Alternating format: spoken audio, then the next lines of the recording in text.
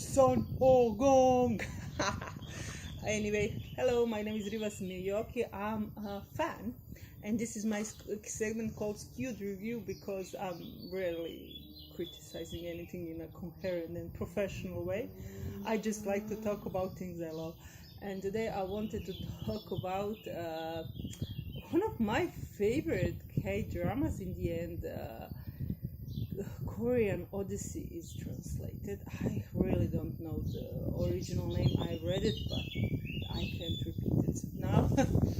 So, Korean Odyssey is not a series I thought I would like so much when I watched it, because it was too slow and it was predictable at times, and it had that pace of 3 steps by episode, which I found slow.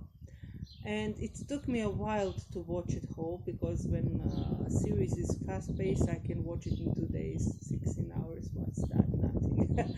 But I found myself watching Korean Odyssey for quite a while.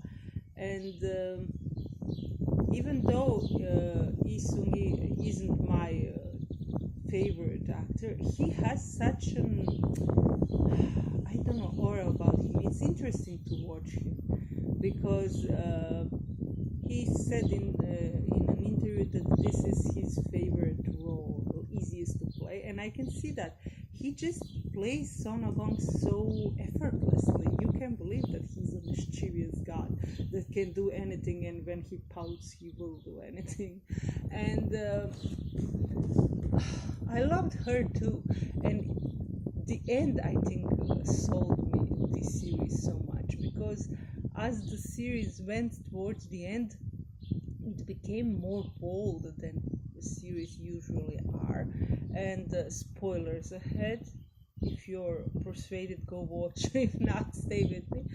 I noticed on social media that people find this end quite tragic, disturbing, and unsatisfying, and I found it satisfying as hell. They were courageous, they went all the way, and we got the death that was promised to us, because most of the time series just promise you and announce that there will be death, and then there is always magical solution in the last end, in the last moment. And I like that they went all the way, because it shows the tragic side to the story, the way the life is merciless sometimes, but we still deal with it.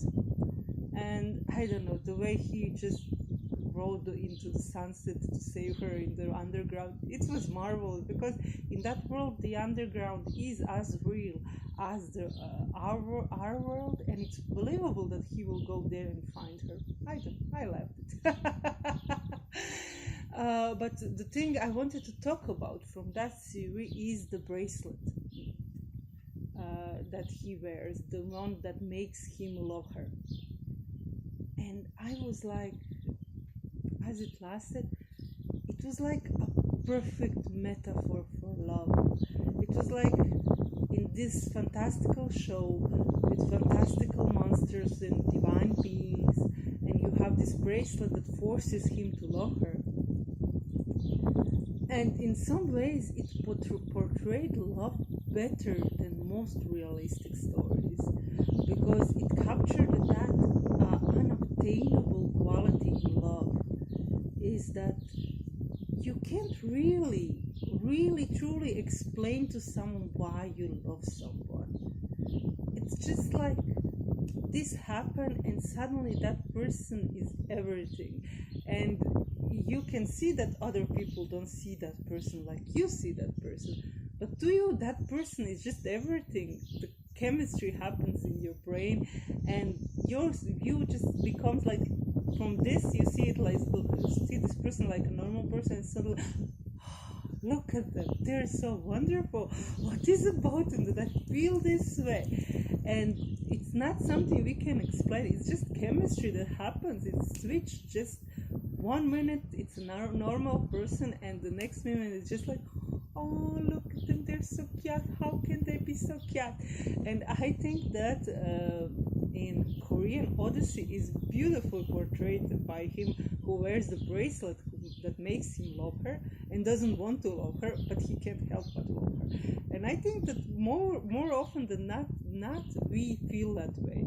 We just fall for some person, and it's inconvenient, it's silly, it's like, why do I do this? And no, it's not rational, it doesn't have no sense, no reason. Why this person? Why not someone else? And it's like no matter how hard you try to understand it, and you can find qualities. Oh, we're similar here. Oh, he likes this, I like that too.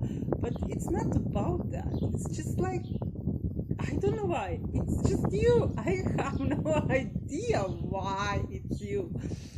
So, in a sense, Korean Odyssey gave me that momentum of love that I didn't find anywhere else.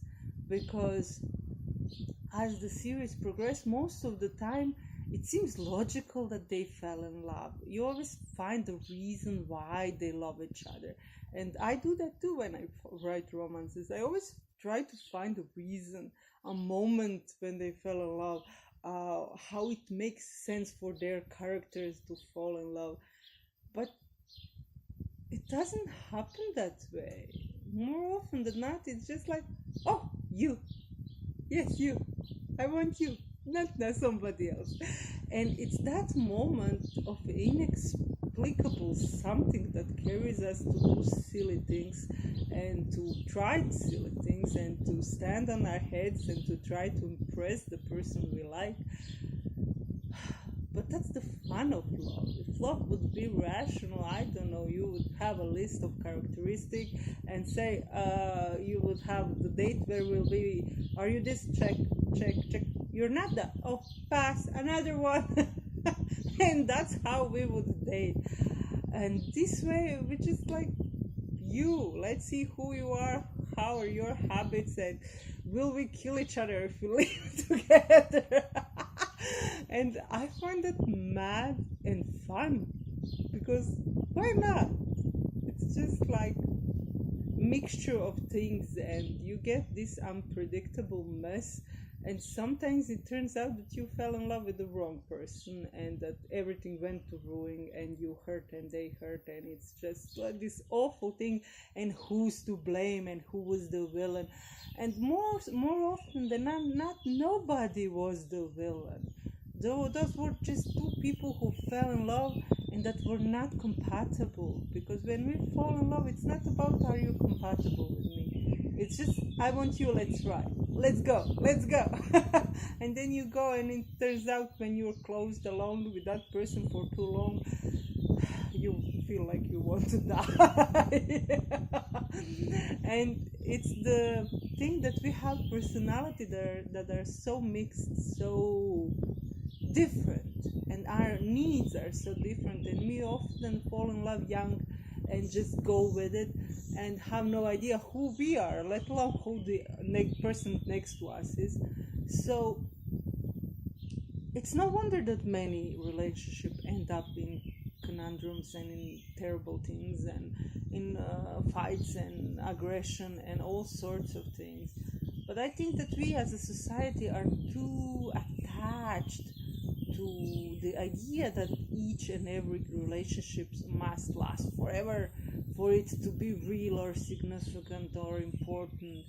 Because no, not every relationship needs to last. Some relationships are better to end, and it doesn't mean they shouldn't happen, or that they were unnecessary, or that there was no need for that relationship, that it was a waste of time. No, it was something you needed at that point, something you could learn, could grow, could fall, could break. It's just a part of your journey. It doesn't matter that it ended. It's part of your journey. It's painful, it's cruel, it's maddening, but it happened. It's your life. Don't end up regretting your life. It's just like, you lived it, you chose it. Now deal with the consequences and move on, fall in love again, find someone new, be happy and try again. That's the best line from Dan Simmons and Demian for me. and it stuck with me. It's always try again, begin again, start anew. I don't know how it was in English because I have to translate from translation in Croatian I read, but Dan Simmons is everything. His writing is life. I should talk about this in some other skewed review.